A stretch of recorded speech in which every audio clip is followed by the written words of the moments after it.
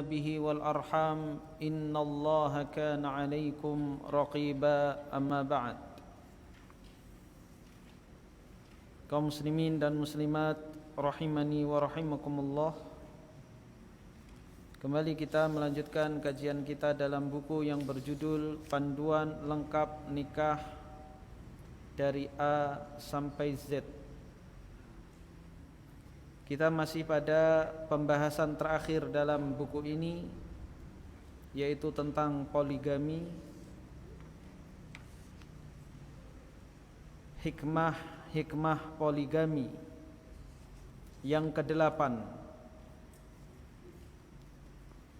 Lelaki senantiasa bepergian atau sering bepergian.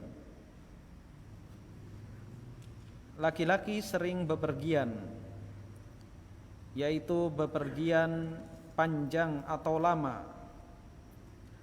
dan dia tidak dapat membawa istrinya setiap kali melakukan perjalanan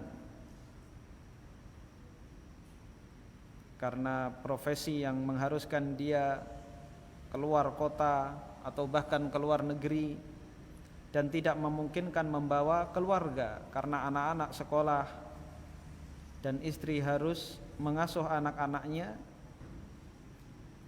dan dia tidak mampu bersabar dalam perjalanannya ini tanpa istrinya.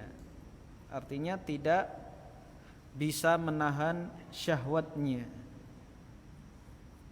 Jadi ia boleh menikah dengan istri kedua jika membutuhkan wanita di masa bermukimnya dan membentenginya dari perbuatan zina. Pernikahannya dengan wanita kedua dalam perjalanannya ini adalah lebih baik daripada melampiaskan kecenderungan seksualnya dengan cara yang haram. Yang benar ialah sebagaimana yang dinyatakan oleh para musuh, maksudnya adalah orang-orang kafir pun mengakui hikmah dari poligami. Dr. Gostan Lebon mengatakan, prinsip mengenai peraturan poligami bangsa timur adalah peraturan yang baik, yang dapat mengangkat taraf akhlak di tengah umat yang kita diami, memberikan kepada wanita suatu penghormatan dan kebahagiaan yang Anda tidak pernah melihatnya di Eropa.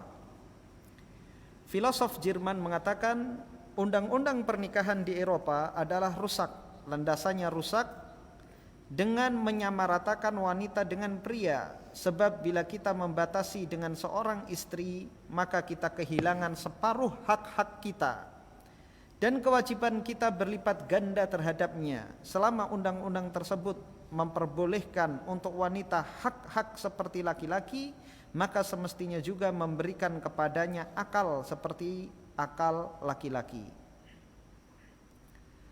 Sebuah surat kabar tanggal 20 bulan 4 1901 menukil dari koran London sebuah tulisan seorang tokoh wanita Inggris yang mengatakan, gadis-gadis kita tersesat jalan sangatlah banyak dan bencana merajalela, tetapi sedikit sekali orang-orang yang membahas penyebabnya. Sebagai wanita, ketika aku melihat wanita-wanita tersebut, hatiku tercabik-cabik karena kasihan terhadap mereka dan bersedih. Apakah mungkin kesedihanku akan berguna bagi mereka meskipun semua manusia ikut serta dalam kesedihanku? Tidak ada gunanya kecuali tindakan yang dapat mencegah keadaan yang menyedihkan ini. Seorang pakar, Thomas, telah melihat penyakit yang buruk ini dan memberikan resep obat yang sempurna untuk penyembuhannya, yaitu membolehkan bagi pria menikah lebih dari satu. Dengan cara inilah bencana akan lenyap, itu sudah pasti, dan anak-anak wanita kita akan tinggal di rumah. Bencana terbesar terletak pada pemaksaan terhadap pria Eropa supaya mencukupkan dengan satu istri. Kemudian dia melanjutkan bahwa pembatasan menikah dengan satu istri itulah yang menyebabkan putri-putri kita tersesat jalan dan melemparkan mereka untuk mencari kelengahan laki-laki. Keburukan pasti akan merajalela jika seorang pria tidak dibolehkan menikah lebih dari satu. Ibnu Dunaih berkata, gagasan monogami adalah gagasan yang dianut oleh Kristen secara kasat mata, namun di balik itu mengandung berbagai keburukan yang terlihat secara khusus dalam 3 hasil nyata yang sangat berbahaya lagi sangat besar bencananya, yaitu wanita akan menjadi pelacur dan menjadi perawan tua serta anak-anak terlahir secara tidak sah. Secara ringkas kita dapat merangkum hikmah dari poligami dalam poin-poin berikut ini. Yang pertama, istri mandul. 2, istri sakit. 3, adanya perselisihan di antara suami istri. Sebagai pemecahannya, suami menceraikannya atau memadunya sehingga istri dan anak-anaknya tidak tersesat jalan. 4, istri berhenti melahirkan anak padahal suami membutuhkan anak-anak.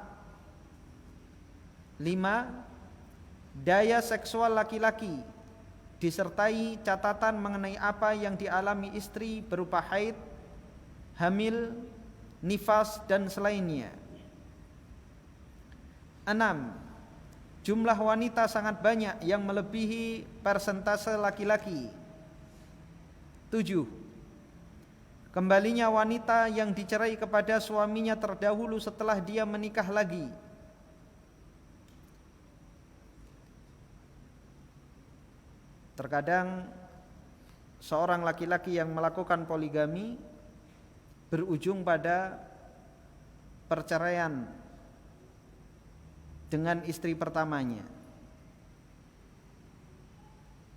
dan terkadang itu membawa hikmah.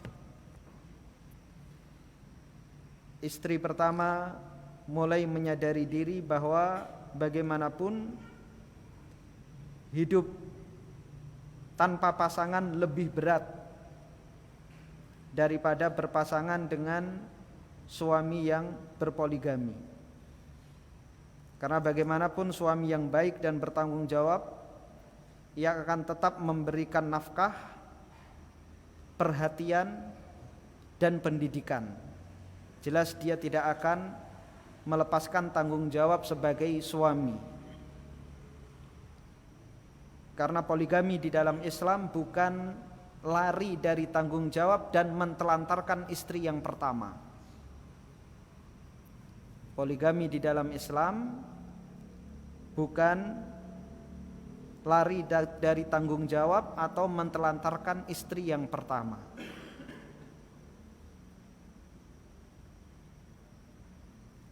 Ada kisah nyata. Ini terjadi pada kawan saya.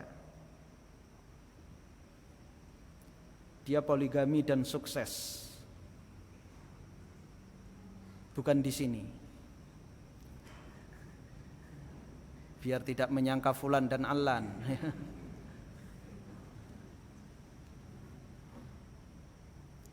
Istri yang keduanya seorang janda yang dulunya diceraikan atau dia menggugat cerai lantaran mantan suaminya dahulu poligami. Jadi karena emosi, panas, marah, menggugat cerai. Kemudian dia merantau ke tempat yang sangat jauh,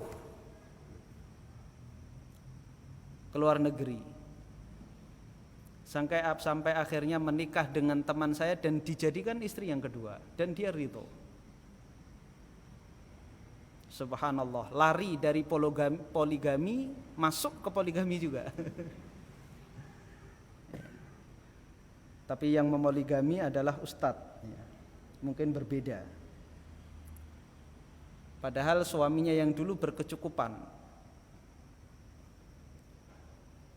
tapi tidak sudi kembali kepada suaminya yang dahulu, lebih bisa qanaah dengan kawan saya, meskipun sama-sama dipoligami. Padahal dahulu kalau dia masih bertahan pada suami yang pertama, dia menjadi istri pertama. jadi ratu atau permaisuri. Sekarang dia rela menjadi istri kedua. Itulah uniknya wanita. Kita lanjutkan yang ke-8. Solusi permasalahan janda, wanita yang dicerai dan gadis-gadis yang terlambat nikah. Dia hidup bersama suami yang mempunyai lebih dari seorang istri adalah jauh lebih baik dibandingkan tetap sendirian tanpa seorang suami. Jadi berstatus sebagai istri itu jauh lebih baik, meskipun status istri dari suami orang tidak masalah, asalkan suaminya adalah suami yang baik, suami yang bertanggung jawab, suami yang menafkahi, daripada menjadi jomblowati abadi. Yang ke-9 memperbanyak keturunan. Yang ke-10 memperbanyak jumlah umat. Yang ke-11 menjaga kesucian diri para istri dan tentunya juga para suami. Yang ke-12 banyak melakukan perjalanan, yaitu laki-laki. Yang ke-13 adalah disyariatkannya jihad, sehingga banyak laki-laki yang gugur di medan perang. Maka kita saksikan di zaman salaf itu jarang sekali janda. Karena apa? Begitu suami meninggal, laki-laki meninggal di zaman salaf, maka akan banyak para lelaki yang akan segera melamarnya setelah selesai iddahnya. Dan juga para orang tua mencarikan jodoh bagi anak-anak mereka, baik yang masih perawan maupun yang sedang menjanda. Dan mereka mencarikan suami atau pasangan bagi anak-anak mereka, tidak peduli apakah dia bujang atau seorang yang berstatus sebagai suami. Yang menjadi tolak ukur mereka adalah laki-laki ini baik atau tidak. Itu sudah cukup. Laki-laki ini saleh atau tidak. Karena tentu lebih baik menjadi istri laki-laki yang beristri dan dia saleh daripada menikahkan wanita dengan bujang tapi fasik. Dan tentunya seorang laki-laki yang saleh dan dia sudah terbukti mampu membina rumah tangga dengan harmonis, itu lebih tidak berisiko daripada yang belum terbukti. Kalau kita naik kendaraan umum, naik bus atau naik taksi, dikabarkan kepada kita bahwa sopirnya sudah 1000 kali perjalanan. Dalam perjalanan yang jauh, maka kita akan lebih nyaman. Oh, ini sudah pengalaman. Perjalanan dari Lombok ke Jakarta atau dari Jakarta ke Medan, sopir bus yang handal sudah 1000 kali perjalanan tercatat.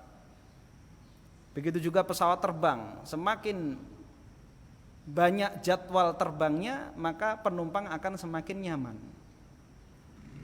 Tapi kalau dikabarkan kepada kita ketika kita naik pesawat yang Anda tumpangi saat ini dikemudikan oleh pilot yang pertama kali saat ini menerbangkan pesawat, Anda semua menjadi kelinci percobaan. Apa yang terjadi? Kita akan was-was, berdoa, berzikir sepanjang perjalanan. Jadi begitu juga para wanita. Ya. Lihat para suami yang telah sukses membina rumah tangga, dia adalah sopir-sopir yang handal, sudah terbukti, daripada yang masih bujangan belum terbukti. Ya, kita lanjutkan. Pembahasan yang ketiga, dalil-dalil poligami dalam Islam.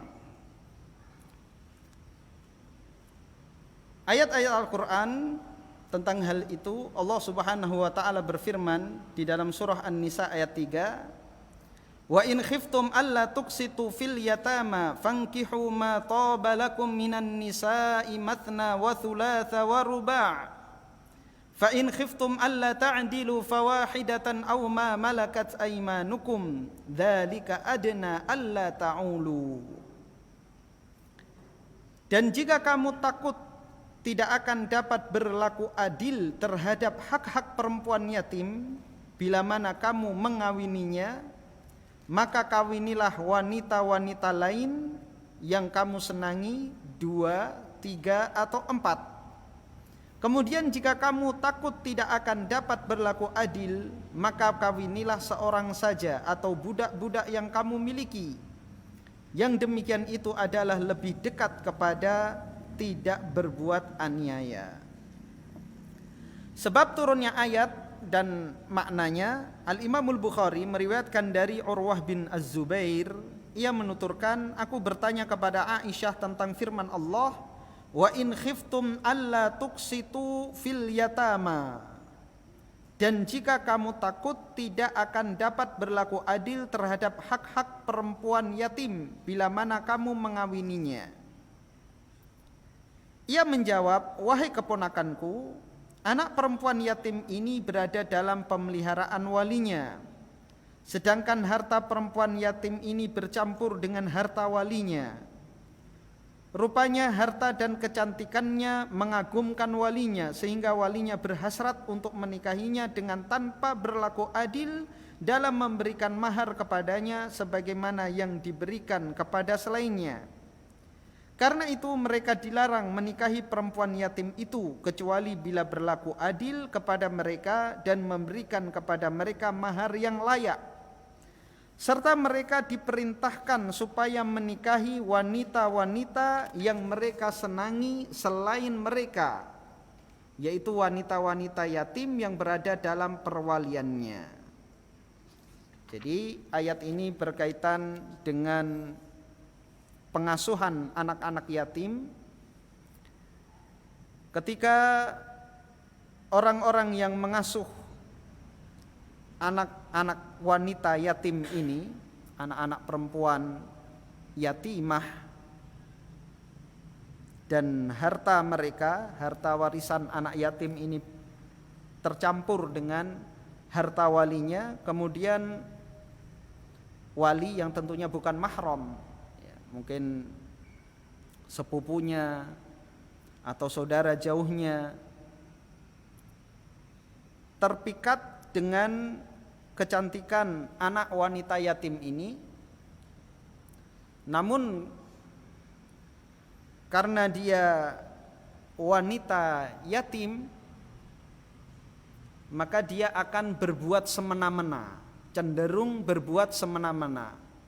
Artinya dia dalam hatinya mengatakan dia tidak akan banyak protes karena dia tidak punya siapa-siapa. Kemudian menikahinya dengan tujuan tidak berlaku adil pada wanita ini. Maka Allah Subhanahu wa ta'ala melarang. Dan jika kalian khawatir tidak bisa berperilaku adil terhadap anak-anak yatim, maka nikahi wanita-wanita yang lain. Jadi boleh menikahi anak wanita yatim asalkan bisa berperilaku adil. Namun jika tidak bisa berperilaku adil, maka hendaknya menikahi wanita yang lain selain anak-anak wanita yatim yang menjadi pemeliharaannya. Terserah mau menikah 2, 3 atau 4. Maka di sini juga pelajaran penting dan sangat berharga. Dan ini yang banyak dilanggar oleh para pelaku poligami. Mencari istri kedua yang rela diberi apapun dan berapapun, baik nafkah lahir maupun batin. Ini keliru. Jadi istri kedua itu bukan hanya tempat pelampiasan syahwat, hak istri kedua sama dengan istri pertama. Sekarang yang banyak terjadi, seorang melimpah hartanya, dia tidak dapat membendung syahwatnya hanya dengan satu istri, maka dia cari istri yang kedua, yang terkadang adalah pembantunya, terkadang adalah wanita desa, wanita kampung, yang dia lihat dia tidak akan banyak protes asalkan diberi harta. Meskipun jumlahnya jauh di bawah istri pertama, ini keliru. Apalagi pembagian harinya, dikunjungi sebulan sekali, 6 bulan sekali, setahun sekali, hanya buat happy-happy saja. Waktu dia terbanyak dengan istri pertamanya dan anak-anak istri pertama. Jadi dia melakukan kehidupan yang wajar, tidak seperti orang yang poligami, setiap hari dengan istri pertamanya. Baru ketika dia jenuh, bosan, atau lagi tugas keluar kota, dia happy-happy dengan istri mudanya. Dan istri muda karena orang miskin, orang kampung, anak yatim, diberi berapapun sudah sangat bersyukur, sudah sangat berterima kasih. Ini keliru. Jadi ini adalah perbuatan yang tidak adil, yang dilarang di dalam ayat ini. Jadi kalau dulu terjadi pada anak-anak yatim, jelas perasaan ini ada pada orang yang hendak memoligami anak yatim atau wanita yang miskin. Atau bahkan dijadikan istri sirri, istri yang tidak tampak, istri yang tersembunyi, disembunyikan dari istri pertama, sehingga makin besar kezalimannya terhadap istri yang kedua ini. Dia mencari wanita yang miskin agar istri yang pertama tidak curiga, karena tidak mengurangi nafkah yang tampak. Karena istri pertamanya glamor, biaya hidupnya dan gaya hidupnya puluhan juta atau bahkan ratusan juta. Sedangkan istri sirinya 3 juta juga sudah sangat senang. 3 juta yang diberikan kepada istri yang kedua tidak kelihatan oleh istri pertama. Karena 3 juta bagi istri pertama itu uang receh. Maka ini adalah suami yang zalim. Kenapa suami ini berbuat zalim? Gara-garanya istri pertama yang tidak mengizinkan suaminya untuk menikah lagi. Jadi penyebab suami berbuat zalim, menyembunyikan istri, tidak memberikan hak kepada wanita, adalah gara-gara istri yang pertama. Maka sekali lagi, poligami bukan lari dari tanggung jawab, sebagaimana juga yang terjadi pada pelaku poligami. Dan ini biasanya terjadi pada laki-laki yang pas-pasan. Ketika tertarik dengan wanita lain dan harta dia pas-pasan, dia berikan kepada istri mudanya sehingga mengganggu nafkah pada istri pertama. Jadi mentelantarkan istri yang pertama, ini juga tidak benar. Atau poligami yang dilakukan oleh orang-orang kaya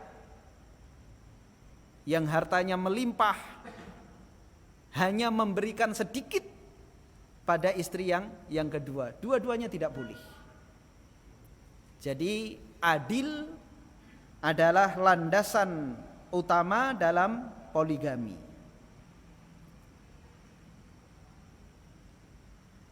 Baik adil secara materi maupun adil dalam muasyarah atau mempergauli wanita.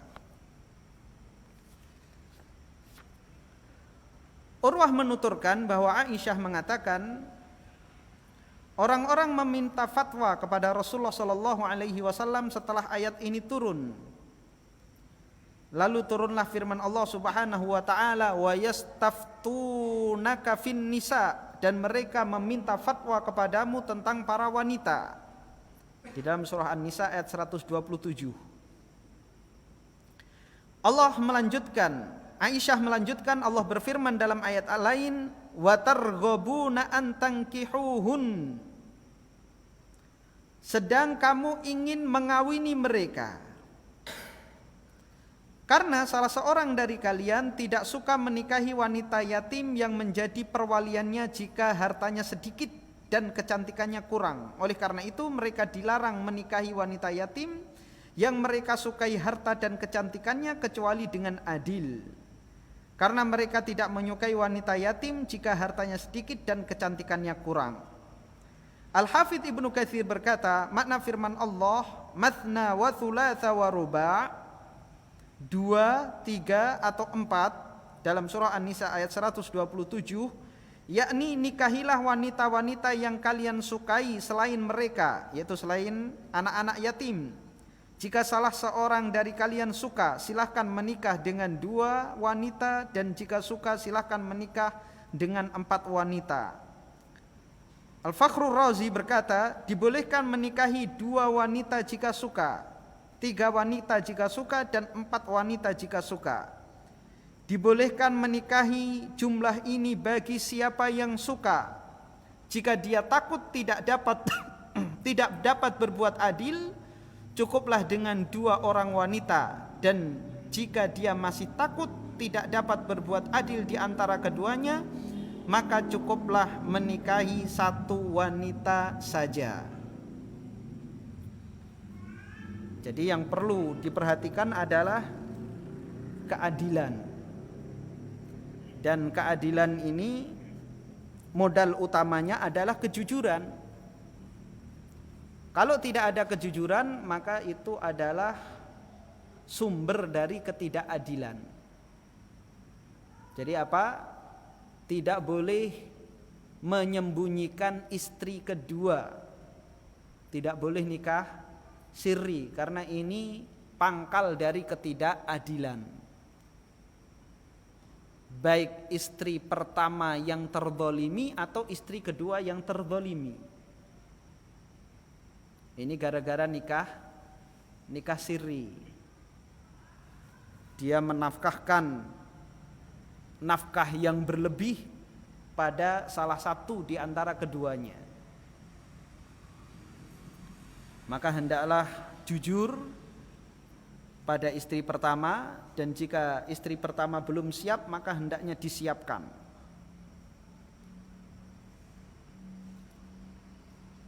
Jadi kalau ada potensi ketidakadilan seperti dalam ayat ini, seorang menikahi anak yatim, dia ada kekhawatiran. Jadi kekhawatiran ketidakadilan itu ada indikasi-indikasi. Kalau saya menikah dengan fulanah, itu nanti bisa adil atau tidak. Itu masing-masing kita bisa membaca. Ya, kita tahu. Kita yang paling tahu tentang keadaan diri kita.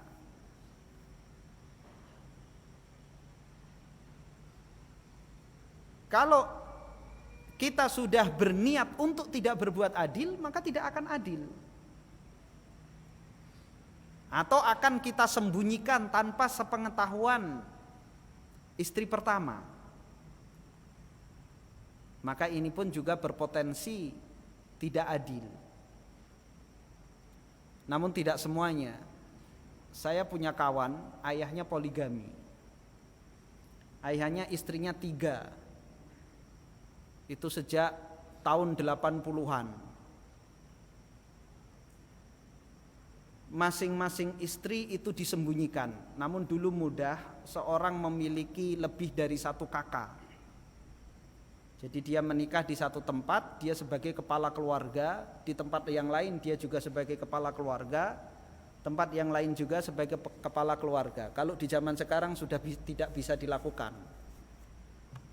Jadi istri-istrinya merasa nyaman dan tidak ada yang tahu kalau mereka semuanya dipoligami. Anak-anaknya yang sudah balik diberitahu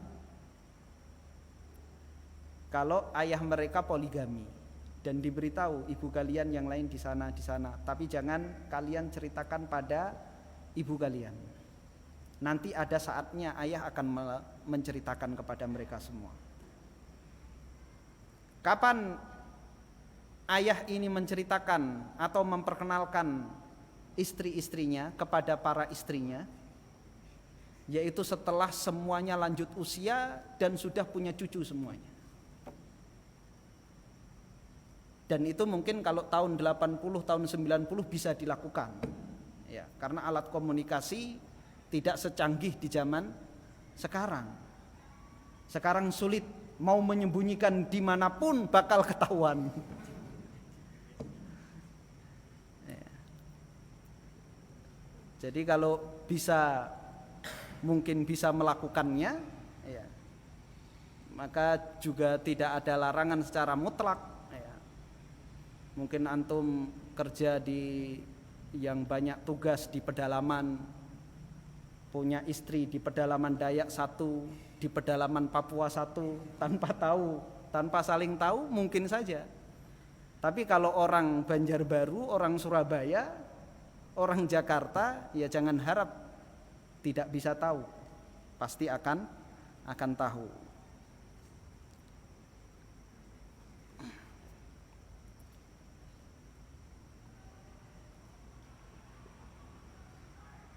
Kemudian dalil dari sunnah yang di awal pembahasan ini telah dibahas banyak sekali dalil-dalil tentang poligami.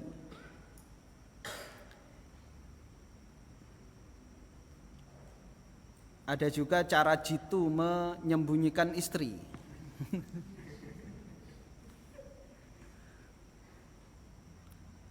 Seorang suami, seorang laki-laki membuat isu bohong, membuat kabar hoax bahwa dia telah menikah di kampung selatan. Maka heboh masyarakat melaporkan kepada istrinya. Mbak, suaminya kawin lagi. Marah dia. Dimarahin habis-habisan, suaminya hanya diem saja. Setelah istrinya tenang, mah, tabayun dulu. Kita seorang muslim harus tabayun. Maka dia pergi ke kampung selatan, dicari. Oh, ternyata itu kabar bohong. Dan kabar hoax ini yang buat suaminya. Kemudian dia bikin, setelah beberapa waktu berlalu, sudah reda, sudah terlupakan, bikin kabar hoax lagi. Menikah dengan wanita di kampung barat.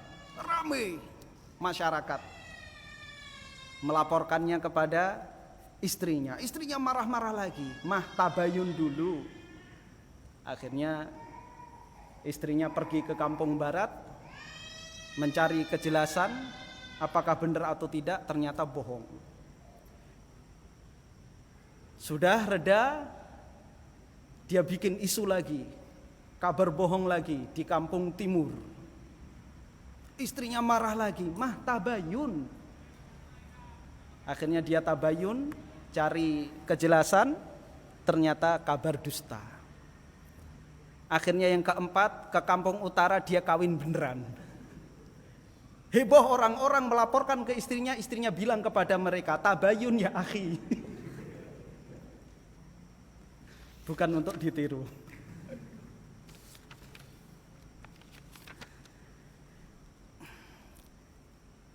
Kita lanjutkan dalil dari sunnah. Imam Ahmad meriwayatkan dari Salim, dari ayahnya, bahwa Ghailan bin Salamah Ats-Tsaqafi masuk Islam dalam keadaan memiliki 10 istri. Maka Nabi SAW bersabda kepadanya, pilihlah 4 orang dari mereka.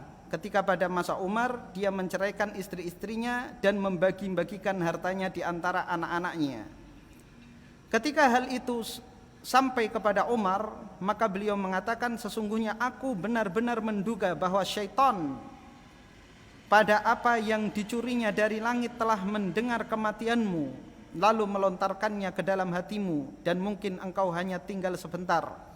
Demi Allah, engkau benar-benar merujuk istri-istrimu dan engkau menarik hartamu, atau aku benar-benar mengambilnya darimu, dan aku memerintahkan supaya menguburkanmu untuk dirajam sebagaimana dirajamnya kubur Abu Righal. Jadi ada seorang sahabat yang dulunya memiliki 10 istri, kemudian datang Islam. Tentunya Islam membatasi maksimal hanya 4 istri. Dan terus seperti itu sampai di zaman Umar. Laki-laki ini ingin menceraikan semua istri-istrinya, padahal itu adalah istri-istri yang sah sesuai dengan syariat. Maka Umar Ibnul Khattab memaksa laki-laki ini untuk merujuk semua istri-istrinya tersebut, keempat istrinya. Abu Dawud meriwayatkan dari Al-Harith bin Qais bin Umairah Al-Asadi, ia mengatakan, aku masuk Islam sedangkan aku mempunyai 8 istri. Lalu aku menyebutkan hal itu kepada Nabi SAW, maka beliau bersabda, pilihlah 4 di antara mereka. Imam Syafi'i meriwayatkan dalam musnadnya dari Naufal bin Muawiyah Ad-Daili, ia mengatakan, aku masuk Islam sedangkan aku mempunyai 5 istri. Maka Rasulullah SAW bersabda kepadaku, pilihlah 4 mana di antara mereka yang engkau sukai dan ceraikanlah yang lainnya. Lalu aku mendatangi wanita yang paling lama menjadi pendamping, yang sudah tua lagi mandul bersamaku sejak 60 tahunan. Lalu aku menceraikannya. Adapun makna firman Allah Subhanahu wa taala, fa in khiftum alla ta'dilu fawahidatan aw ma malakat aymanukum. Kemudian jika kamu takut tidak akan dapat berlaku adil, maka kawinilah seorang saja atau budak-budak yang kamu miliki. Ibnu Katsir berkata, yakni jika kalian takut bila melakukan poligami tidak dapat berbuat adil di antara mereka, maka cukupkanlah 1 saja atau para hamba sahaya, sebab pembagian jatah di antara mereka atau hamba sahaya tidaklah wajib, tetapi dianjurkan. Barang siapa yang melakukannya maka itu bernilai baik, dan barang siapa yang tidak melakukannya maka tidak berdosa. Jadi jika tidak bisa berlaku adil pada wanita-wanita merdeka, maka diperbolehkan menambah dengan wanita-wanita budak, karena tidak ada ketentuan adil pada wanita-wanita budak. Namun saat ini tidak ada budak. Sedangkan makna firman Allah Subhanahu wa taala, walan tastati'u an ta'dilu bainan nisa'i walau harastum fala tamilu kullal maili fatadharuha kal mu'allaqah. Dan kamu sekali-kali tidak akan dapat berlaku adil di antara istri-istrimu, walaupun kamu sangat ingin berbuat demikian.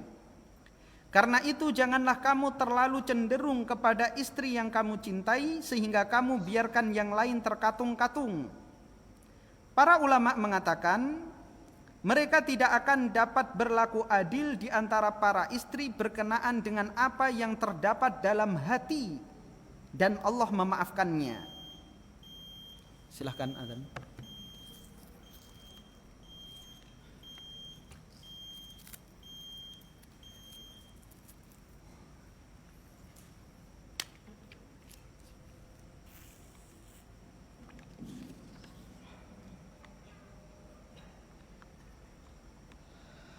Allahu Akbar,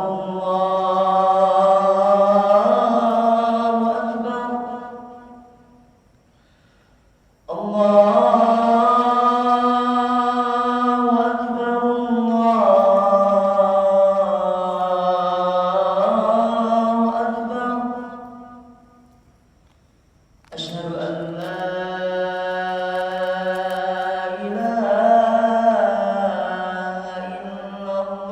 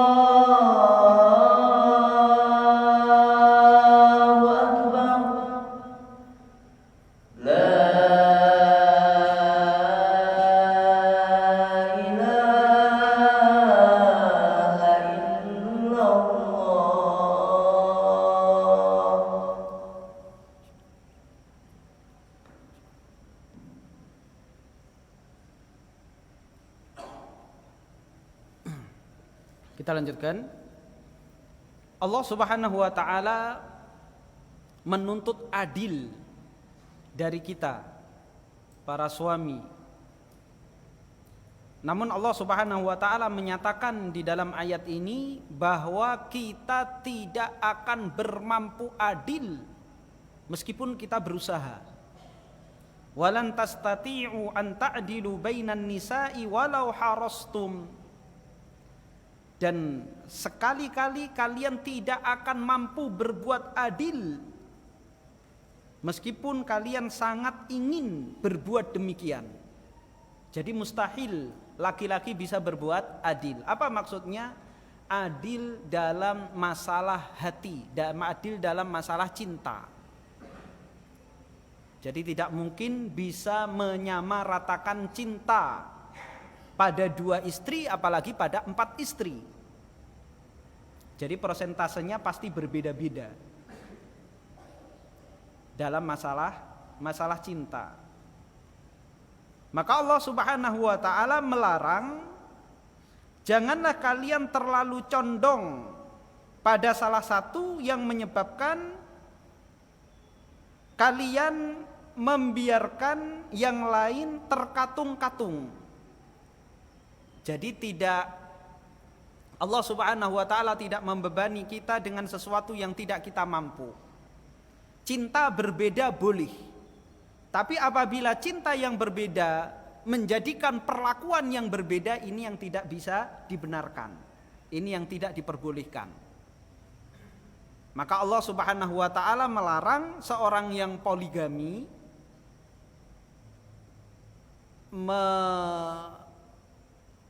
terlalu condong pada salah satu, kebahagiaannya, kemesraannya dihabiskan dengan salah satu, sehingga sudah habis kemesraannya bagi yang lainnya. Ini tidak diperbolehkan. Jadi silahkan cinta berbeda, tapi secara zahir jangan berbeda.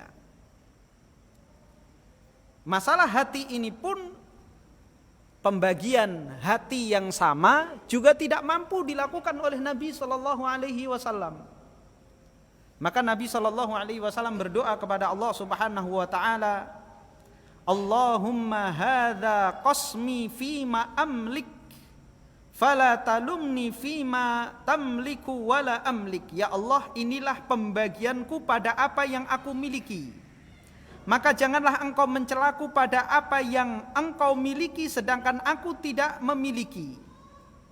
Apa maksudnya? Pada kalimat yang pertama, ya Allah, inilah pembagianku pada apa yang aku miliki, yaitu pembagian secara zahir, pembagian nafkah, pembagian mempergauli istri, membagi waktu. Ini dimampui oleh kita semuanya. Sebagai manusia kita bisa membagi waktu, membagi nafkah, membagi harta secara adil.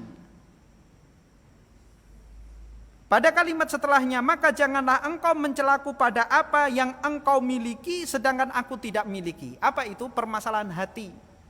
Yang membolak-balikkan hati kita adalah Allah Subhanahu wa taala. Kita tidak mampu membagi cinta yang sama. Maka Rasulullah sallallahu alaihi wasallam berdoa kepada Allah Subhanahu wa taala agar tidak tercela dengan pembagian cinta pada istri-istrinya. Dan ma'ruf, yang paling dicintai oleh Nabi sallallahu alaihi wasallam adalah istri beliau yang pertama, yaitu Khadijah radhiyallahu anha. Kemudian setelahnya adalah Aisyah radhiyallahu anha. Maka tuntutan adil adalah adil secara zahir, yaitu adil secara nafkah, adil dalam pembagian waktu. Adapun dalam masalah hati, ini manusia laki-laki tidak akan pernah mampu bisa sama meskipun berusaha. Maka jangan sampai kecintaan yang berbeda ini menjadikan seorang yang poligami, menjadikan dia tidak bisa berperilaku adil. Dan banyak sekali ancaman-ancaman bagi laki-laki yang tidak berbuat adil kepada istri-istrinya. Rasulullah sallallahu alaihi wasallam bersabda, "Man kanat lahum ra'atani yamilu li ahadihima 'alal ukhra, jaa yaumal qiyamati yajurru ahada shiqqaihi saqitan aw ma'ila." Barang siapa yang mempunyai dua orang istri lalu cenderung kepada salah satu dari keduanya dibandingkan yang lainnya, hartanya diberi lebih, waktunya diberi lebih, maka apa ancamannya? Maka dia datang pada hari kiamat dengan menarik salah satu dari kedua pundaknya dalam keadaan jatuh atau condong.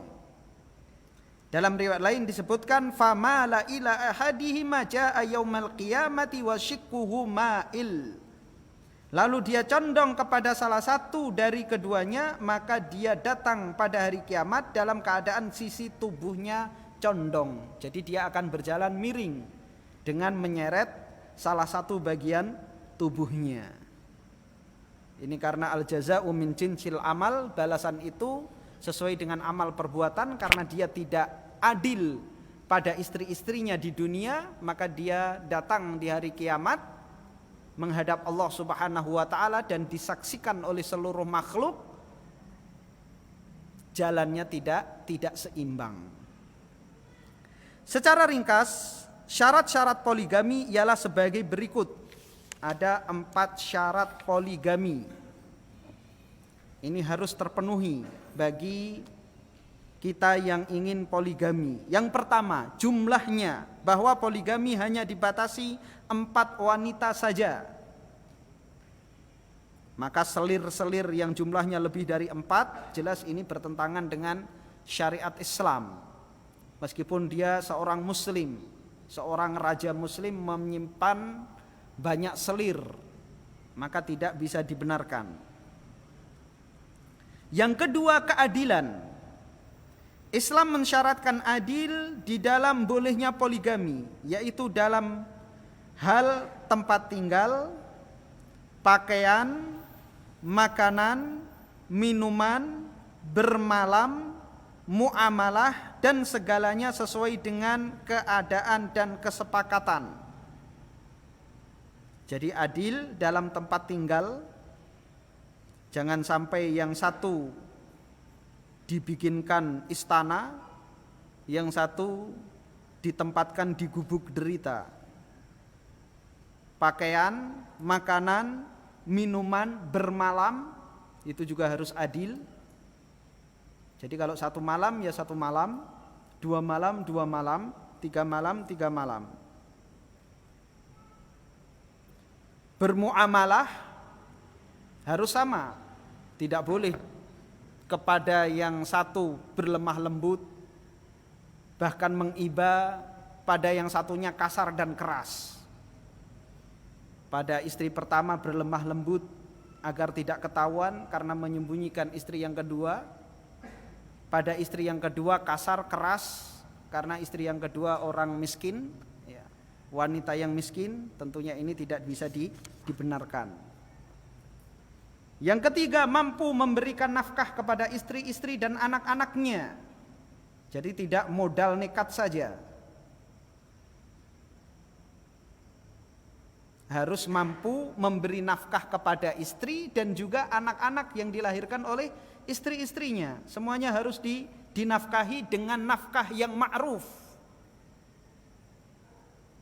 Kita telah jelaskan bagaimana ma'ruf adalah hal-hal yang baik yang dianggap oleh suatu masyarakat. Maka ini berbeda dari satu masyarakat ke masyarakat yang lain, dari satu masa ke masa yang lain. Nafkah yang diantaranya yang membedakan antara masyarakat di zaman kita sekarang dengan masyarakat di zaman dulu adalah pendidikan.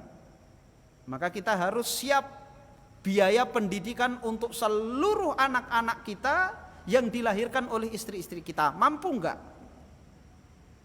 menyekolahkan anak-anak kita? Jadi tidak hanya modal nekat saja, tapi harus mampu memberi sandang, pangan, papan, dan biaya pendidikan serta kesehatan. Kita tahu biaya kesehatan sekarang mahal, berbeda dengan zaman dahulu. Kesehatan di zaman dahulu murah. Orang kalau sakit cukup dikerok sembuh. Sekarang dikerok sampai koinnya peok juga nggak bakal sembuh. Maka ini juga harus diperhatikan. Kemudian yang terakhir, tidak menghimpun wanita-wanita yang dilarang dinikahi sekaligus, yaitu mengumpulkan mahram, mengumpulkan antara ibu dengan anaknya.